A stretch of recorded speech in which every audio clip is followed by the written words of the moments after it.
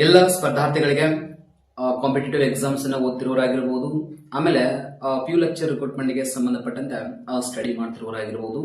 So ಈಗ ಬಹಳ ಜನ ಕೇಳುತ್ತಿರುವಂತಹ ಪ್ರಶ್ನೆ ಏನು ಅಂತಂದ್ರೆ 2025 ಮುಗೀತು. ಸೊ 26ರಲ್ಲಿ ಕಾಲ್ ಫಾರ್ಮ್ ಆಗತ್ತಾ? ಸೊ ಅದ್ರ ಬಗ್ಗೆ ಬಹಳ ಜನಕ್ಕೆ ಡೌಟ್ ಇದೆ. ಯಾಕಂದ್ರೆ ಈಗಾಗಲೇ 2024 ಮತ್ತು 25ರಲ್ಲಿ ನೋಟಿಫಿಕೇಶನ್ಗಳು ಆಗಬೇಕಾಗಿತ್ತು. ಆದರೆ ಆಗಿದಾವ, ಇಲ್ಲಂತಲ್ಲ.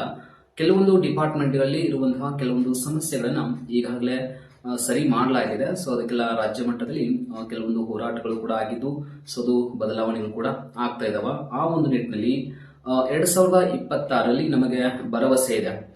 ಯಾಕಂದ್ರೆ ಈಗಿರುವಂತಹ ಮಾಹಿತಿ ಪ್ರಕಾರ 2026ರಲ್ಲಿ ಆಲ್ಮೋಸ್ಟ್ ಎಲ್ಲಾ ಡಿಪಾರ್ಟ್ಮೆಂಟ್ಗಳಲ್ಲಿ ನೋಟಿಫಿಕೇಶನ್ಗಳು ಆಗೇ ಆಗ್ತವ.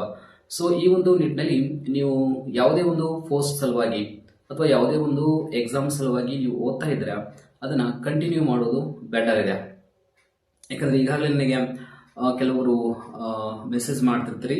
ಸೊ ಇಲ್ಲ, ಆಕ್ಚುಲಿ 2025ರಲ್ಲಿ ಕೂಡ ನೋಟಿಫಿಕೇಶನ್ ಆಗಲಿಲ್ಲ, ನಾವು ಅನ್ಕೊಂಡಿದ್ವಿ ಆಗುತ್ತೆ ಅಂತ ಹೇಳಿ. ಸೊ ಹಾಗಾಗಿ ಈಗಲೂ ಕೂಡ ಆಗ್ತಾ ಇಲ್ಲ. ಸೊ ಹಾಗಾಗಿ ನಾವು ಓದೋದನ್ನ ಸ್ಟಾಪ್ ಮಾಡೋದೇ ಬೆಟ್ರ್ ಏನೋ ಅಂತ ಹೇಳಿ ಕೆಲವೊಬ್ರು ಕೇಳ್ತಾ ಇರ್ತೀವಿ. ಸೊ ಇದು ನಿಜವಾಗ್ಲು ನೀವು ಆ ರೀತಿಯಾಗಿ ಮಾಡೋದು ತಪ್ಪಾಗತ್ತ. ಸೊ ಆದಷ್ಟು ನೀವು ಎಕ್ಸಾಮ್ಸ್ಗೆ ಏನು ಪ್ರಿಪರೇಷನ್ ಮಾಡಕತ್ತೀರಿ ಅದನ್ನೆಲ್ಲವನ್ನು ಕೂಡ ಕಂಟಿನ್ಯೂ ಮಾಡಿ. ಇನ್ನು ನಮ್ಮ ಎಕನಾಮಿಕ್ಸ್ಗೆ ಸಂಬಂಧಪಟ್ಟಂಗೆ ಏನು ನೀವು ಸ್ಟಡಿ ಮಾಡಕತ್ತಿರಲ್ಲ, ಪ್ಯೂ ಲೆಕ್ಚರ್ ರಿಕ್ರೂಟ್ಮೆಂಟ್ ಆಗಿರ್ಬೋದು, ಆಮೇಲೆ ಕೆಸೆಟ್ ನೆಟ್ ಎಕ್ಸಾಮ್ ಸಲುವಾಗಿ ಆಗಿರ್ಬೋದು, ಅಥವಾ ಅಸಿಸ್ಟೆಂಟ್ ಪ್ರೊಫೆಸರ್ ಎಕ್ಸಾಮ್ ಅಂತ ಹೇಳಿ ಏನು ತಯಾರಿ ಮಾಡ್ಕೊಳ್ತಾ ಇದ್ರಲ್ಲ, ನಿಮಗೆ ಬಹಳ ಒಂದು ಒಳ್ಳೆಯ ಅವಕಾಶ ಇದೆ ಈ ಸಲ.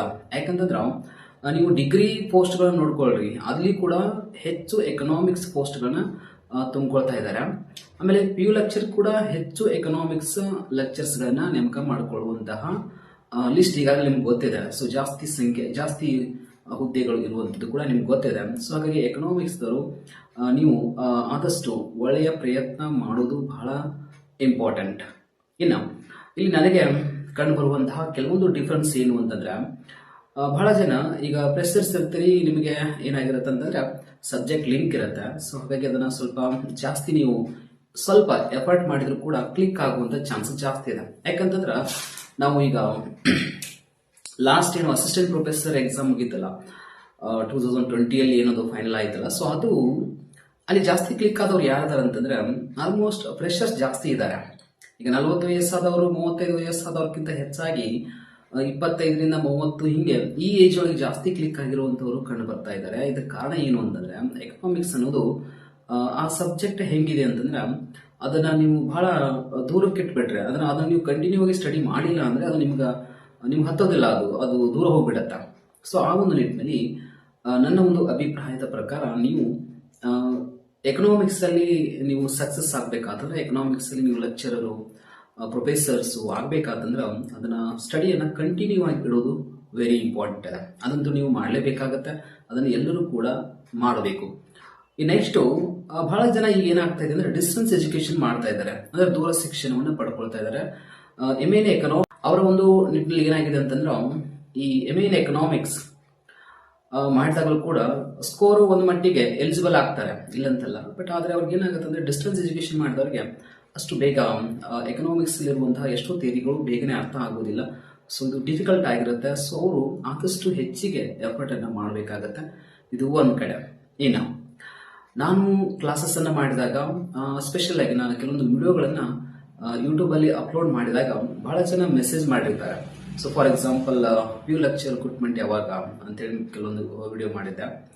ಅದಾದ್ಮೇಲೆ ಇನ್ನು ಯಾವಾಗ ಆಗತ್ತೆ, ಸೊ ಅದ್ರ ಬಗ್ಗೆ ಮಾಡುತ್ತೆ. ಸೊ ಹೀಗೆ ಕೆಲವೊಂದು ಮಾಡಿದಾಗ ಬಹಳ ಜನ ಅದಕ್ಕೆ ರೆಸ್ಪಾನ್ಸ್ ಮಾಡಿದ್ದಾರೆ. ಸೊ ಆದ್ರೆ ಅಲ್ಲಿ ಏನು ಕಂಡು ಬರ್ತಾ ಇದೆ ಅಂತಂದ್ರೆ ಕ್ವಶನ್ಸ್ ಎಲ್ಲ ಬೇರೆ ಬೇರೆ ರೀತಿಯಾಗಿರ್ತಾವ. ಯಾವ್ಯಾವ ಸಬ್ಜೆಕ್ಟ್ ಅಲ್ಲಿ ಎಷ್ಟು ಇರ್ತಾವ, ಕೆಲವೊಂದು BCom ಅಥವಾ ಕಾಮರ್ಸ್ ಅಲ್ಲಿ ಎಷ್ಟು ಪೋಸ್ಟ್ ಬರ್ತಾವ, ಕೆಲವೊಬ್ರು ಸೈನ್ಸ್ ಒಳಗಡೆ ಕೇಳ್ತಾ ಇದ್ದಾರೆ, ಇನ್ನು ಕೆಲವೊಂದು ಸಂಸ್ಕೃತ ಸಬ್ಜೆಕ್ಟ್. ಸೊ ಇವೆಲ್ಲ ಬೇರೆ ಬೇರೆ ಫೀಲ್ಡ್ಗಳು, ಅವಾಗೆಲ್ಲ ಅದಕ್ಕೆಲ್ಲ ಸಂಬಂಧಪಟ್ಟಂಗ ಪೋಸ್ಟ್ ಗಳನ್ನ ಆಡ್ ಮಾಡ್ತಾರ. ಈಗೆಲ್ಲ ಬಹಳ ಮೆಸೇಜ್ ಅಂತ ನೀವು ಕೇಳ್ತಾ ಇದ್ದೀರಿ, ಮೆಸೇಜ್ ಮಾಡಿ.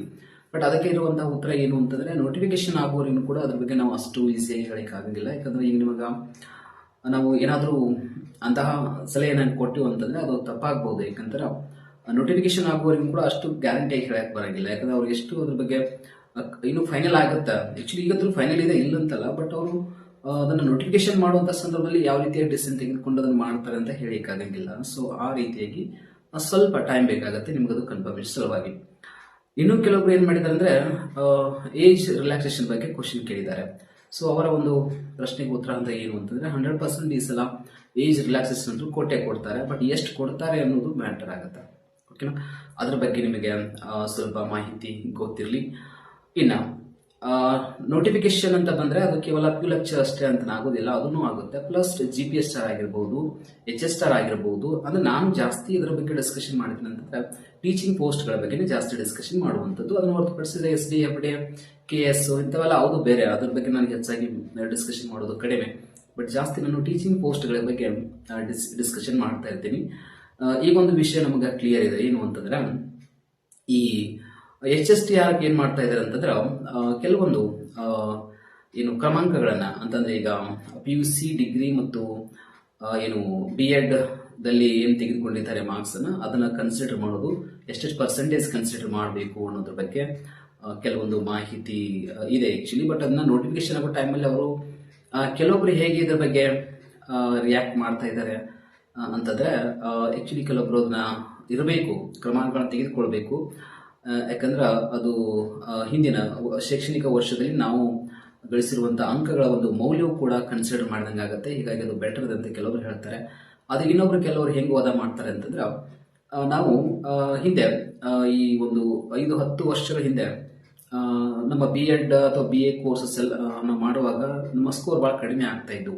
ಬಟ್ ಈಗ ಹಂಗಿಲ್ಲ, ಆಲ್ಮೋಸ್ಟ್ ಎಲ್ಲರೂ ಕೂಡ ಎಲ್ಲ ವಿದ್ಯಾರ್ಥಿಗಳು ಸ್ಕೋರ್ ಅನ್ನು ಚೆನ್ನಾಗಿ ಮಾಡ್ತಾ ಇದ್ದಾರೆ. ಯಾಕಂದ್ರೆ ಈಗ ವ್ಯಾಲ್ಯೂಯೇಷನ್ ಮಾಡುವಂತ ಮೆಥಡ್ ಆಗಿರ್ಬೋದು ಅಥವಾ ಎಕ್ಸಾಮ್ಸ್ ಮೆಥಡ್ ಸ್ವಲ್ಪ ಚೇಂಜ್ ಆಗಿರೋದ್ರಿಂದ ರಿಸಲ್ಟ್ ಹೆಚ್ಚದಾವೆ. ಈಗಿನವರೆಲ್ಲ ಆಲ್ಮೋಸ್ಟ್ ನಮಗೆ ಅನ್ಯಾಯ ಆಗುತ್ತಂತೆ ಕೆಲವರು ಹೋರಾಟ ಮಾಡ್ತಿದ್ದಾರೆ. ಸೊ ಹೀಗಾಗಿ ಫೈನಲಿ HSTR ಅನ್ನೋಕ್ಕಿಂತನೂ GPS ಸ್ಟಾರ್ ಅಲ್ಲಿ ಈ ಪ್ರಾಬ್ಲಮ್ ಹೆಚ್ಚಾಗಿ ಕಂಡು ಬರುತ್ತೆ. ಮೇ ಬಿ HSTR ಒಳಗಡೆ ಏನು ಅಂತದನ್ನು ಆಗಲ್ಲ. ಆಕ್ಚುಲಿ ಹಾಗೆ ನೋಡಿದ್ರೆ TET ಕೂಡ ಕನ್ಸಿಡರ್ ಮಾಡಂಗಿಲ್ಲ ಅಂತ ಅನ್ನೋದಿದೆ HSTR ಒಳಗಡೆ. ಆದ್ರೆ PUC ಕೂಡ ಹಂಗೆ ಇದೆ, PUC ಕೂಡ TET ಇಲ್ಲ, ಓನ್ಲಿ ಏನು ಈ MA ಮತ್ತು B.Ed ಅಥವಾ MSc B.Ed, M.Com B.Ed. So ಈ ರೀತಿ ಕ್ವಾಲಿಫಿಕೇಶನ್ ಇದೆ. ಓಕೆ, ನನಗೆ ಇನ್ನೊಬ್ರು ಬಹಳ ಜನ ಫೋನ್ ಮಾಡಿದ್ರು, ಮೆಸೇಜ್ ಕೂಡ ಮಾಡಿದ್ರು. ಸೊ ಅವರು ಕೆಲವೊಬ್ರು MBA ಮುಗಿಸಿದ್ದಾರೆ, B.Com ಮಾಡಿದ್ದಾರೆ, ಆಮೇಲೆ ಮತ್ತೆ B.Com ಮಾಡಿ MA ಎಕನಾಮಿಕ್ಸ್ ಮಾಡಿದ್ದಾರೆ. ಸೊ ಹೀಗೆಲ್ಲ ಬಹಳ ಡೌಟ್ಸ್ಗಳದಾವ. ಬಟ್ ಇದ್ರ ಬಗ್ಗೆ ನನಗೆ ಒಂದು ಕ್ಲಾರಿಫಿಕೇಶನ್ ನಾನು ಅಷ್ಟು ಈಸಿಯಾಗಿ ಹೇಳಕ್ಕಾಗಂಗಿಲ್ಲ. ಯಾಕಂತಂದ್ರೆ ಈ ಏನು ನೋಟಿಫಿಕೇಶನ್ ಏನಾಗತ್ತಲ್ಲ ಆ ಟೈಮಲ್ಲಿ ಅವರು ಡಿಗ್ರಿಯನ್ನ ಕನ್ಸಿಡರ್ ಮಾಡ್ತಾರೆ. ಯಾಕಂದ್ರೆ ಈಗ ಫಾರ್ ಎಕ್ಸಾಂಪಲ್ MA ಎಕನಾಮಿಕ್ಸ್ ನಾವು ಮಾಡ್ಬೇಕಾತಂದ್ರೆ ಡಿಗ್ರಿ ಒಳಗಡೆ ಎಕನಾಮಿಕ್ಸ್ ಅನ್ನ ಮೇಜರ್ ಅಂತ ತೆಗೆದುಕೊಳ್ಬೇಕಾಗಿರುತ್ತೆ. ಸೊ ಅದನ್ನ ನಾವು ತೆಗೆದುಕೊಂಡಿರ್ತೀವಿ. ಸೊ ಹಾಗಾಗಿ ಆ ಒಂದು ನಿಟ್ಟಿನಲ್ಲಿ ನಾವು ಸಾಮಾನ್ಯವಾಗಿ ಅದ್ರ ಬಗ್ಗೆ ಏನ್ ಮಾಡ್ತೀವಿ ಅಂತಂದ್ರೆ ಅದನ್ನು ಕನ್ಸಿಡರ್ ಮಾಡಬೇಕಾಗತ್ತೆ. ಅದಕ್ಕಾಗಿ ನೀವು ಡಿಗ್ರಿ ಒಳಗಡೆ ನೀವು B.Com ಮಾಡಿ M.Com ಮಾಡಿದ್ರ, ಸೊ ಅದು ನಿಮಗೆ ಕಾಮರ್ಸ್ ಎಲಿಜಿಬಲ್ ಆಗ್ತೀರಿ. B.Ed ಮಾಡಿದ್ರೆ ಮತ್ತೆ ಸೊ ಬಟ್ ಈಗ B.Com ಮಾಡಿ ನೀವು ನೆಕ್ಸ್ಟ್ MA ಎಕನಾಮಿಕ್ಸ್ ಮಾಡಿದ್ರೆ ಆಕ್ಚುಲಿ ಅದು ಅಷ್ಟನಿಗೆ ನೀವು ಎಲಿಜಿಬಲ್ ಆಗ್ತೀರಾ ಅಂತ ಅನ್ನೋದು ಅಷ್ಟು ನನಗೆ ಗೊತ್ತಿಲ್ಲ. ಆಕ್ಚುಲಿ ಅದು ಸ್ವಲ್ಪ ನೋಡಬೇಕು, ನೋಟಿಫಿಕೇಶನ್ ಆಗೋ ಟೈಮಲ್ಲಿ ಅವ್ರು ಯಾವ ರೀತಿಯಾಗಿ ಕನ್ಸಿಡರ್ ಮಾಡ್ತಾರೆ. ಸೊ ಅದು ಇನ್ನೂ ಕ್ಲಿಯರ್ ಇಲ್ಲ. ಹೀಗಾಗಿ ಆಲ್ಮೋಸ್ಟ್ ಇವೆಲ್ಲ ಮಾಹಿತಿಗಳನ್ನು ಸ್ವಲ್ಪ ನಿಮಗೆ ತಿಳಿಸ್ಬೇಕು ಅಂತ ತಿಳ್ಕೊಂಡಿನೇ ಈ ಒಂದು ವಿಡಿಯೋ ಮಾಡಿರುವಂಥದ್ದು. ಸೊ ಇದಕ್ಕೆ ಸಂಬಂಧಪಟ್ಟಂಗೆ ಇನ್ನೂ ಏನಾದರೂ ಡೌಟ್ಸ್ ಇದೆ ನೀವು ಕಮೆಂಟ್ ಮಾಡಬಹುದು. ಅದ್ರ ಬಗ್ಗೆ ನಾನು ಕೆಲವೊಂದು ವಿಷಯಗಳನ್ನ ಸರ್ಚ್ ಮಾಡಿ ಸೊ ಅದಕ್ಕೆ ಮಾಹಿತಿಯನ್ನು ನಿಮಗೆ ಕೊಡ್ತೀನಿ.